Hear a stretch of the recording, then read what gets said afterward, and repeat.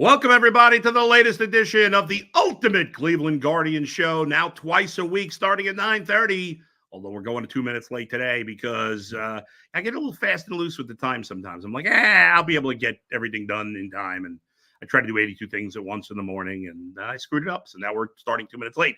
But here we are. We got a lot to get to. Zach is here. He's fighting through injury. He's fighting through illness. We considered putting him on the IL, but you've decided to stay off the IL, Zach. This is a controversial call. What do you have to say about that? This is my Jordan flu game. And on that note, it's time for the Ultimate Cleveland Guardian Show. Let's go. Let's go again. Come on now. What is happening here?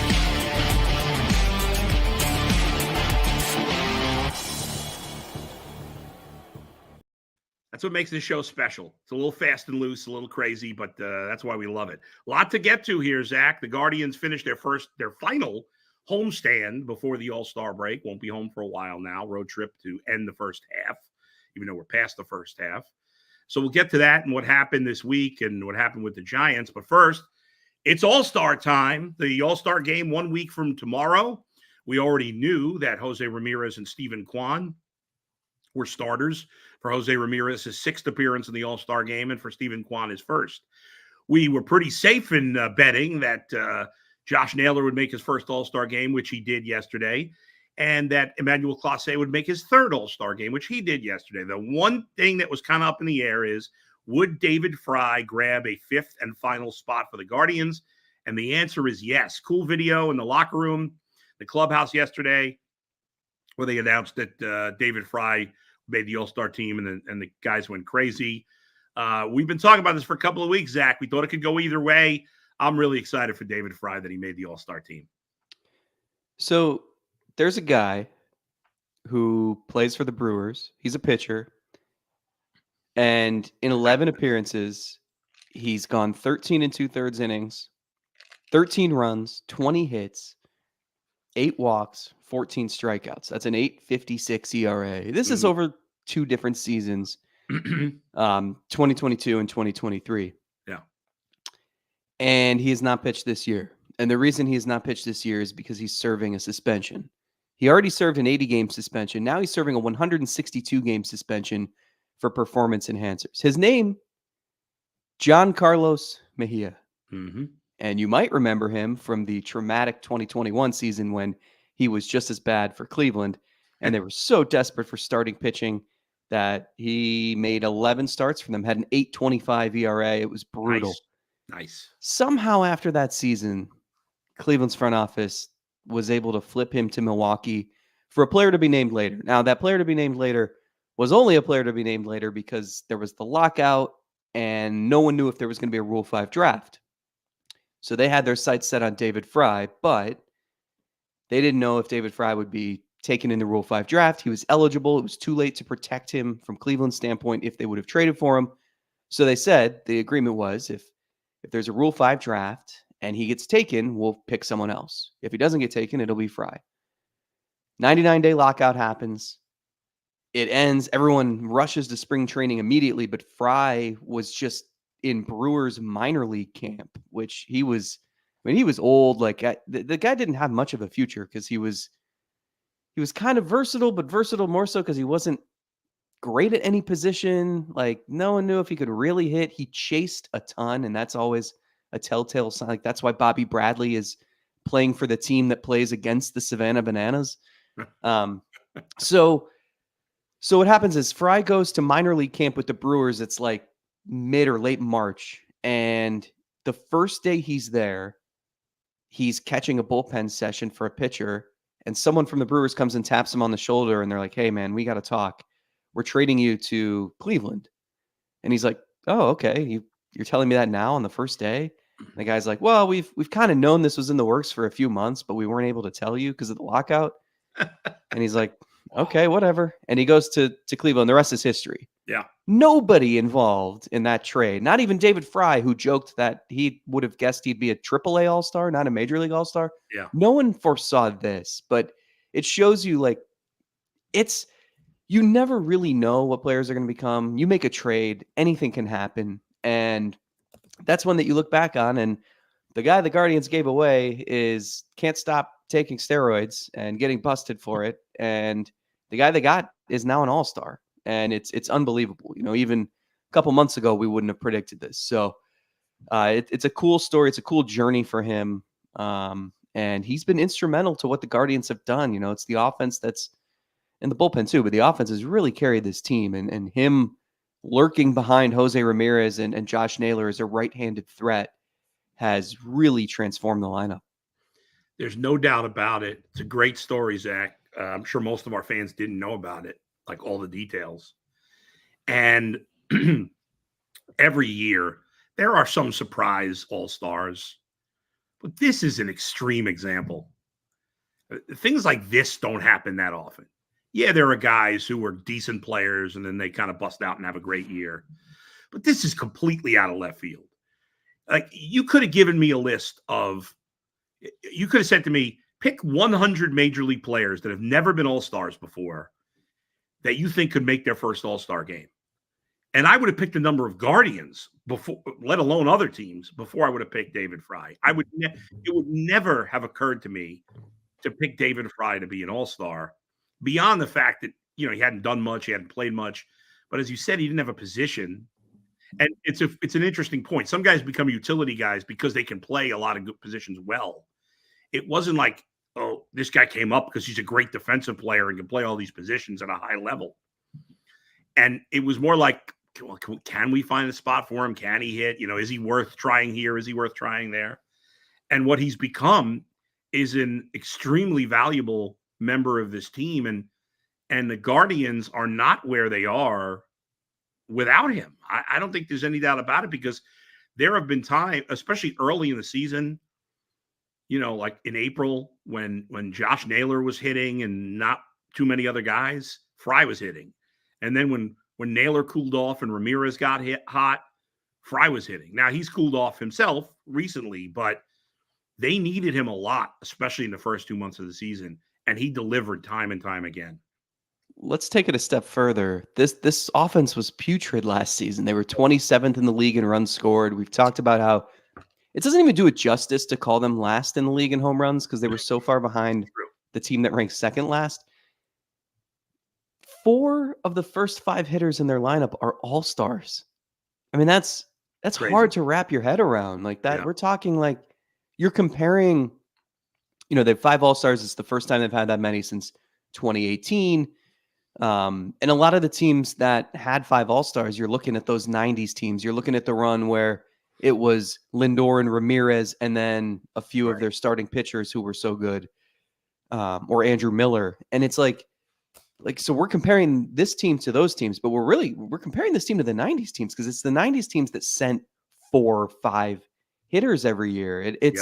It's crazy to compare this lineup to I don't know. I mean, it's easy to look back now and say, well, you had Albert Bell and Manny Ramirez and Jim. Those are Hall of Famers. Those are the scariest dudes you could ever face.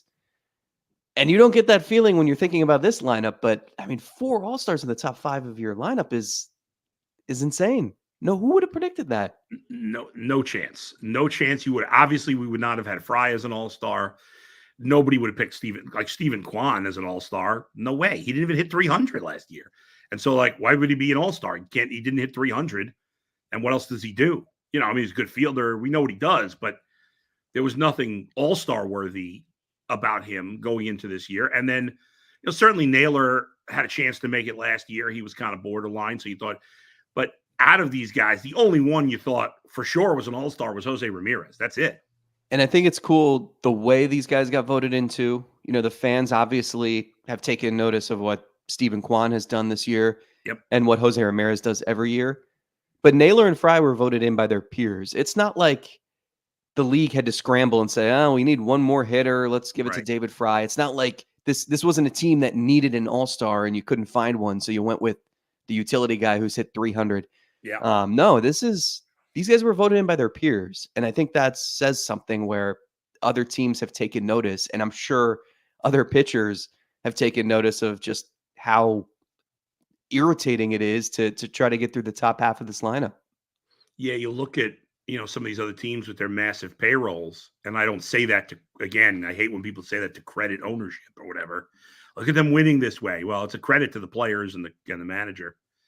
But they have the most all-stars in the American League. And you have teams with, double or even more than that, the payroll that the Guardians have.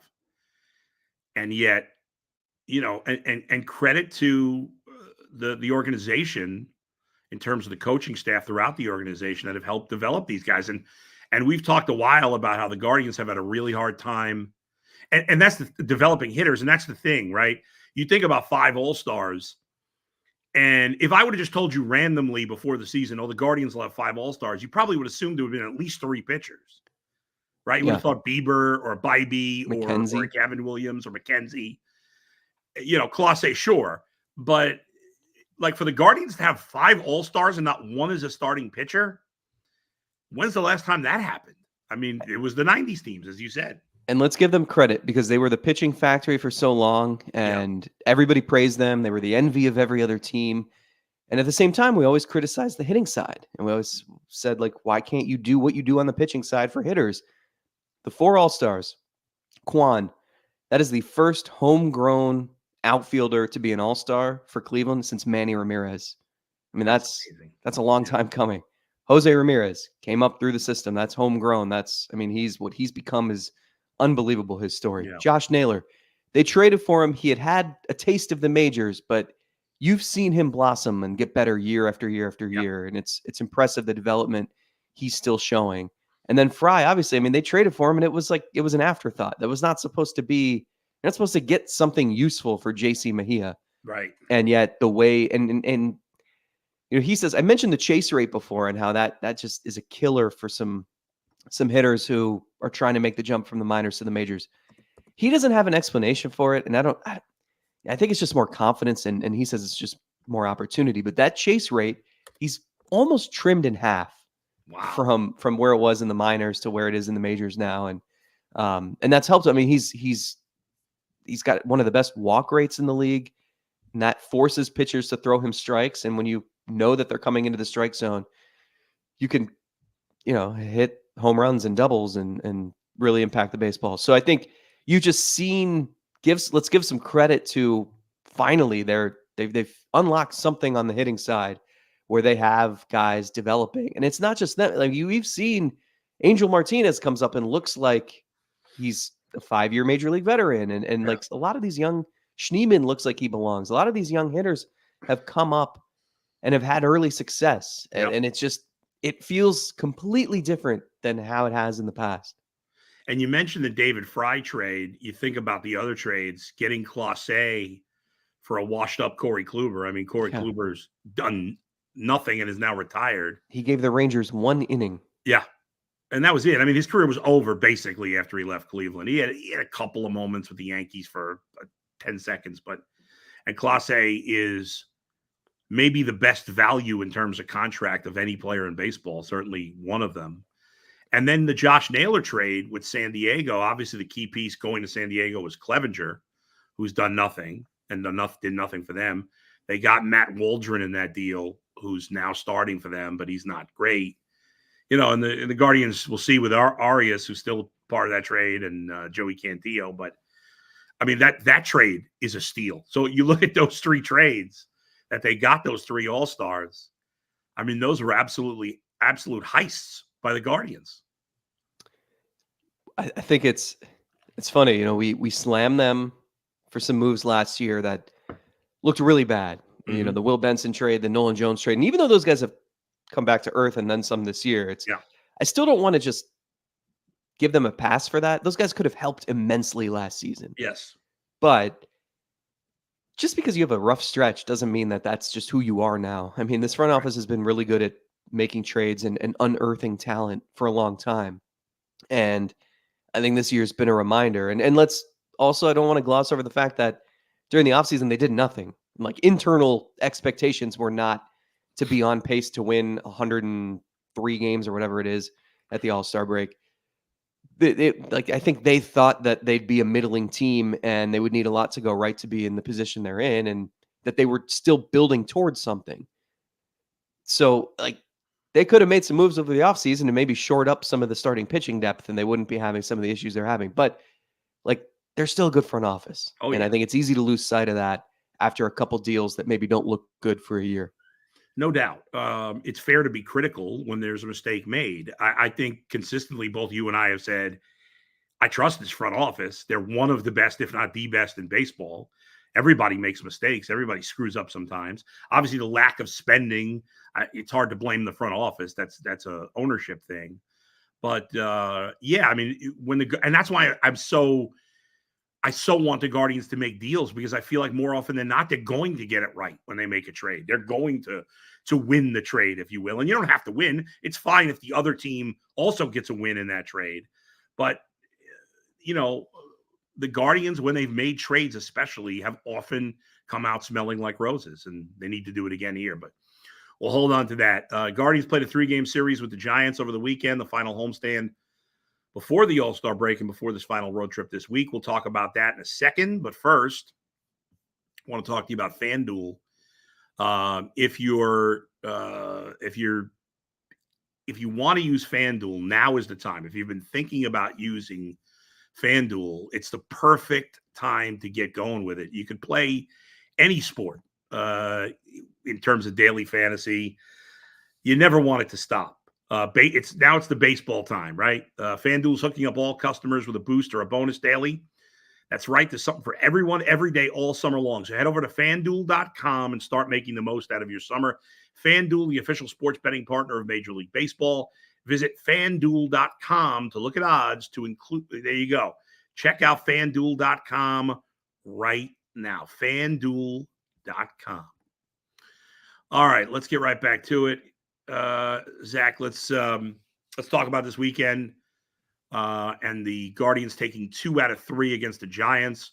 First, it's always the big Sunday game. We've talked about this before. You want to end on a good note. They did again. Carlos Carrasco, kind of what he's been, right? Not great, but as usual, as he's done almost every start this year, except for I'd say 4 or 5, he's given them a chance to win. He's given them a chance to stay in the game. He gives up the 3 runs early. The home run bites him again.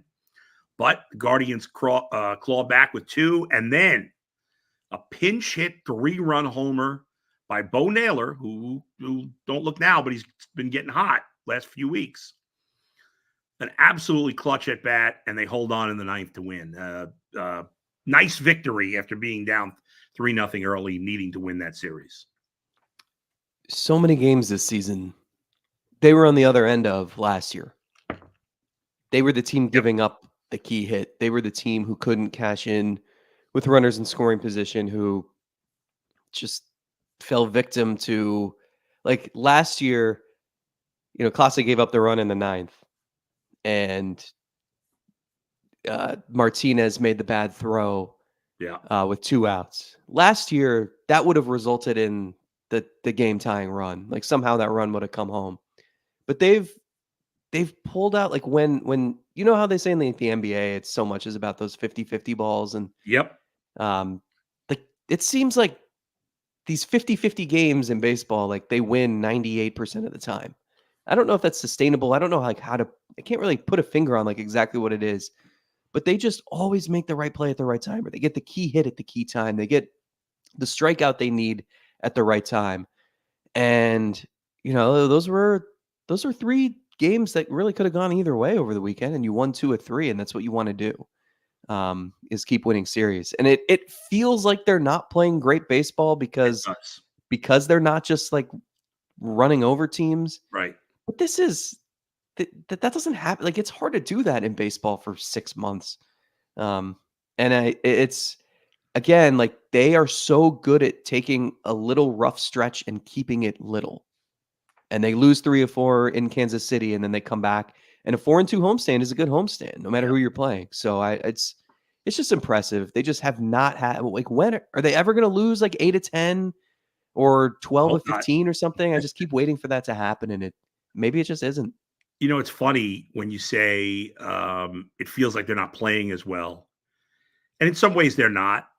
Things have been a little shakier at times lately, but it's a good sign that we're to the point with the Guardians that we're kind of looking at style points a little bit, right? It's almost like football. Well, you won, but you didn't win impressively. This is baseball. It's 162 games. Just get the W. It doesn't matter. Yes, they in some ways they haven't been quite as crisp the last couple of weeks, but maybe that's their slump. Maybe that's their slump is that they're still winning, but not as crisply. And that's a if that's the worst that it gets, then that's a good thing. And you're right. It does feel like last year, every time there was a mistake, every time there was an error, it always turned into something worse. And now, like that play in the ninth with the error, you're like, in last year, you would have been like, oh God, here we go. But I never had that thought. Like, I mean, I know it's Clase, and I know he did give up a run, which is a shocker. But this entire season, I never feel that stress of he's going to blow the save, ever.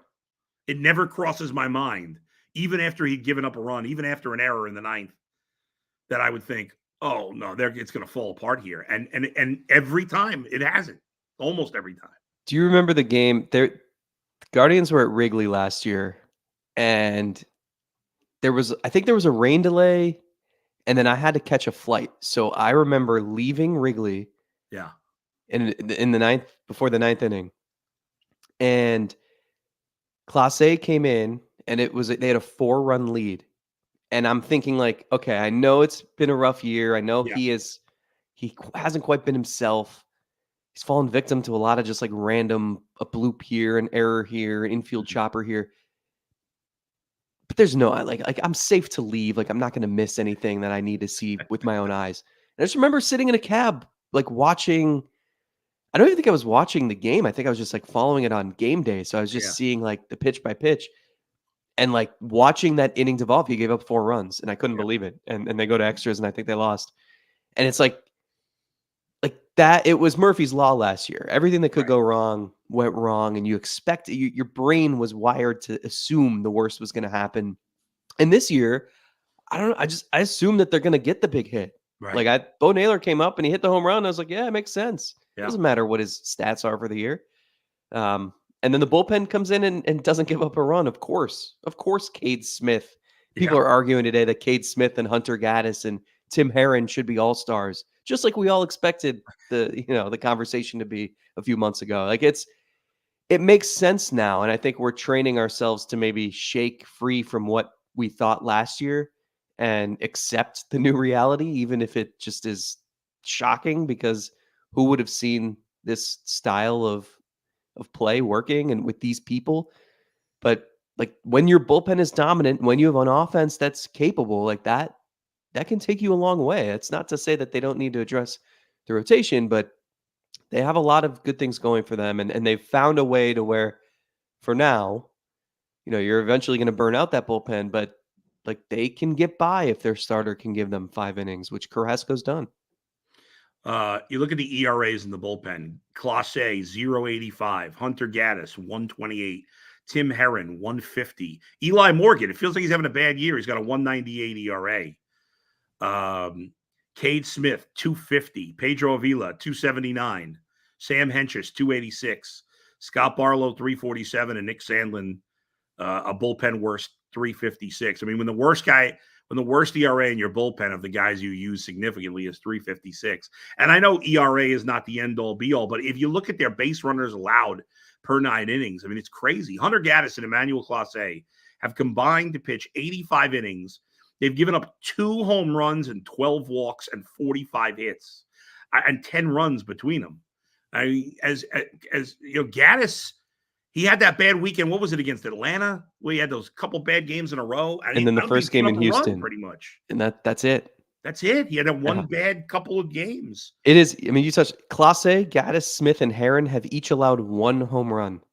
That's unbelievable. It is. Yeah, it's absolutely crazy. They're not walking anybody, which is key when you're in the bullpen. I guess they shut down the wind vortex when those guys are on the mound at Progressive Field. I know.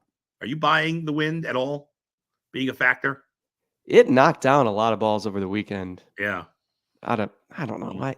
Can't it just be young hitters have gotten better? Yeah.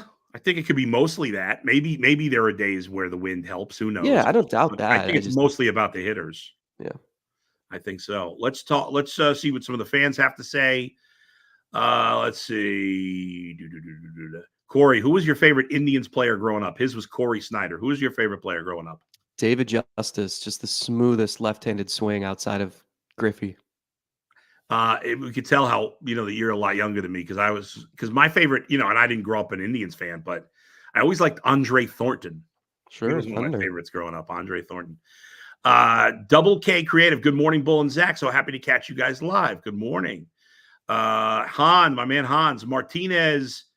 And Schneeman need to be in there every day. I just like saying Schneeman. I'm just glad he's on the team just so I can say Schneeman because it's a funny name to say. They both put up such great at bats. He's right. I mean, right now those guys got to be in the lineup just about every day. Let's see what they can do. Play. I mean, and Schneeman certainly has been in the lineup a lot. I love what I've seen from him. He was a 33rd round pick. He was the 1,003rd overall pick, and never had flashy numbers in the minors until very recently, and now made some swing adjustments and looks like he could be a big leaguer for a decent time. Boone County Dominator says, are they going to spend money now since fans are showing up and the team is winning? We've been talking about this for weeks and weeks. The deadline is 22 days away, Zach, and we're hopeful. I heard the comments from Mike Chernoff over the weekend. I thought it was funny that he said, I credit ownership for spending money on what's his name? I just forgot his name. The guy. What's that? Matthew Boyd. Yeah, on Matthew Boyd. Like he said, I'm sure he said a major league minimum. What money? Right. 300,000. I mean, what? I will tell people, please, please, please. First of all, never put stock into what any executive is saying ever, but also especially on like a public national radio appearance 3 weeks before the trade deadline. It's they're not going to say, yeah, the starting pitching market's great. We're going to land 2 starters. Yeah. They're not going to telegraph anything for you. So, if they sound hesitant about what the market might look like, don't put stock into that either. No. Like we know that they need starting pitching. They know more than we do that they need starting pitching. I'm sure that they're sick of conferencing every night after every game, trying to figure out who the heck is going to start for them 2 days from now, or who's even available out of the bullpen the next day. Like they get it. We have to see how the market takes shape. You're starting to see more teams fade out of the race, and like a team like Texas, if they end up selling, all of a sudden there's a new crop of really intriguing pitchers you can go acquire, right? And that completely changes the market. So, you see more teams where that happens, like go sweep Tampa this weekend, and then you can go have your choice of all their pitchers if you want. Like there's a lot of time left, and this isn't really going to pick up either until after the draft. And I've had front office people tell me that too. Is like you're not going to see much happen until that's over. Yeah. We just got to be hopeful that ownership's willing to spend because, again, we've talked about two starters and a hitter, but this team with a couple of pitchers is definitely a World Series contender in my mind. Yeah, and I mean, how can you not see the crowds? I mean, they've had 9 sellouts already. It's the fastest they've gotten to 1 million in attendance since 2008. Amazing. So, like, how can you see that the atmosphere that you've cultivated? It's a refreshingly exciting brand of baseball. I mean, we sat through 2021 and 2023, which were just brutal to watch. Even 2022, until they really figured out like how to go all in on that slappy style of singles and stolen bases. Yeah. It wasn't great to watch for the first half of the year. And this is different. Like this is an exciting brand. And like people are getting excited. You get 3-run homers like you did yesterday. And, the place is packed every night. You're bringing in revenue. People love the City Connect stuff. Like capitalize on that. Don't let that go to waste. It's a great chance to build goodwill with the fans, spending money on a trade. I could get crazy and say maybe they sign either Naylor or a Quan or somebody to an extension. I know that's, neither of those things are likely, but ownership should take advantage. The fans are into it. The fans want to believe. They want to buy in, and they're showing up at the ballpark. Now's the time. They got to do it. Right. They did this in 2016 and 17. I mean, they traded for Andrew Miller. They tried to trade for Jonathan Lucroy. And then in the offseason, they signed Edwin Encarnacion. So, like, they've they've shown in this exact situation in the past that they understand the assignment. Right. That doesn't guarantee anything now, but it would be a big miss to take this for granted. 100%. Mike says, do you think it could end up hurting in the playoffs having Freeman, Schneemann, Angel, etc. playing out of position in the outfield? Those things could hurt them, sure. That's a possibility, something to keep in mind. None of them are accomplished outfielders. Frankie, my worry is ownership will be happy to challenge for the division, go out early in the playoffs every year, and won't make any big moves. That's everybody's fear. Let's hope it won't be the case. Denise, why make a trade? Our farm system is good enough to pull a pitcher from it. No, it's not. There's no pitchers coming in this farm system right now. When you're trading for Spencer Howard in July, I think that's the proof right there.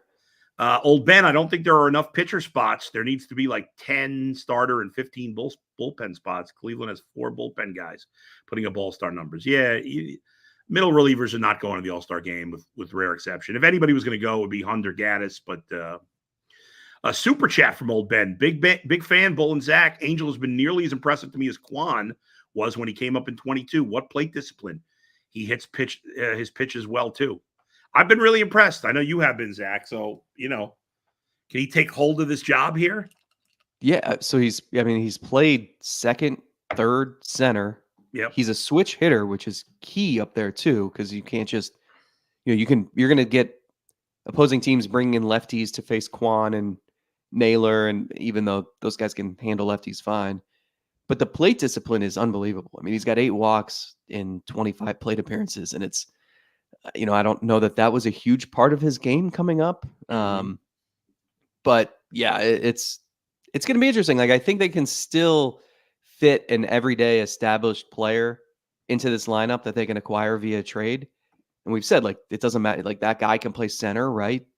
Second, Sure. short, whatever. Whatever. DH.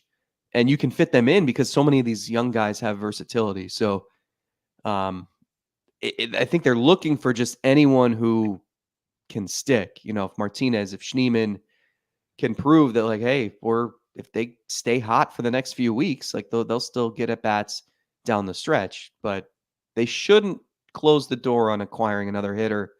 I don't think you want to just assume that all these young guys are going to stay hot through October. Right. Absolutely. Couple of quickies. Tanner Bybee struggled on Friday when the Guardians lost. That was by far his worst start in a while. What'd you see from him?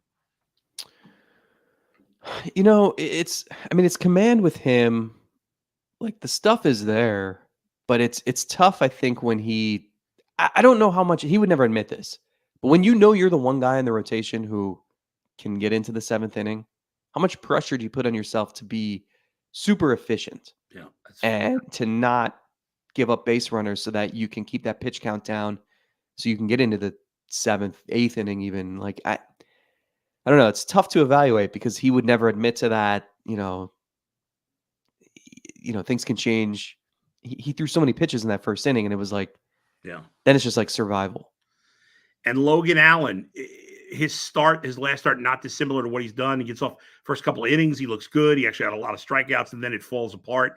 And then they end up optioning him to the minors. You think that's a situation where it's like, all right, let's give him a couple of weeks off, and we'll have him right back up after the All-Star break? Or does he have to prove something down in the minors before he comes back up? Probably not. I mean, they did this with him last year too. I don't know. I wonder if the stuff is good enough to ever truly stick as like a guy that you're not even considering removing from your rotation. Because he's, if he's up at 93 pitches through 4 1/3, 4 2/3, and a lot of that is because his stuff, he just doesn't quite have that put away stuff. So guys are fouling off pitches, staying alive, drawing walks. It's tough. Like, I'm not writing him off by any means, but I don't know that you fix that with 2 weeks in Columbus. I think McKenzie kind of needed a mental reset and just a change in approach, like the way he just needs to attack hitters more and just not be fearful of, if they get a hold of a fastball, they get a hold of a fastball. He needs to pitch from ahead in the count. With Logan Allen, it's like, I don't, is there something you can change with your pitch usage? And is there, are you missing something? Do you need to tweak a certain pitch to make things more effective? Like, what is your go-to stuff? I don't know what it is, and that's why I don't like McKenzie. I think we saw in 2021 he went down, came back up, and was much better. Yeah. With Logan Allen, I think he's kind of just depth at this point. I agree. They don't even know what they have in this Spencer Howard guy because he's enough. they haven't seen him. Yeah. Matthew Boyd is, again, another depth piece, but this is a guy coming back from Tommy John surgery who's not even going to be built up till August. Yeah. So it's like, and he's never been that good anyway. Yeah. Your expectations for him have to be low. Yeah. So, I think they're just trying to stockpile as much depth as possible so that they have bodies to get them through the end of the season. But I think if you want like legitimate upgrades in the rotation, it has to be Gavin Williams and it has to be a trade. Yeah, there's no doubt. Gavin Williams is one of the keys. Obviously, he was bad in his first start, but it's one start. We need to see him for a while. He'll get 2 more starts before the break, and they're going to have to add because once you get to the playoffs, you have 3 good starters and a great pen. Okay, you're fine. But it's got to be Gavin Williams and one other guy. Ben Lively is your 4th starter in the playoffs. This is the way he's pitched is more than fine. And that's it. McKenzie's first start back in Columbus, not good. I mean, it was kind of like we've seen in the majors. Home runs and we'll see what they can do with him. Zach, great stuff as always. Again, we're doing 2 shows a week now, so we'll be back Friday at 9:30 a.m. Feel better. All right. The final road trip. You're not going on the road, are you? I'm going on the road. Anyone going to Detroit, make sure you stop at Slow's Barbecue. I forgot about that. I forgot you told me you were going to Detroit and Tampa. 7 games in 7 days. Tonight, Gavin Williams makes that second start since coming off the injured list. The Guardians will face who's pitching for the Tigers? Kiter Montero. I think it's his second major league start, maybe. Yeah, they get to miss Scooble, so that's a victory. Right, he pitched great yesterday. They'll face Flaherty, who's pitched well. And anyway, that's it. And then they'll go to Tampa Bay before the break. Thanks, everybody, for joining us. Thanks, everybody, for watching. Hit the like, hit the thumbs up. Zach, I'll talk to you soon. Feel well. We'll talk to you next time right here on the Ultimate Cleveland Guardian Show.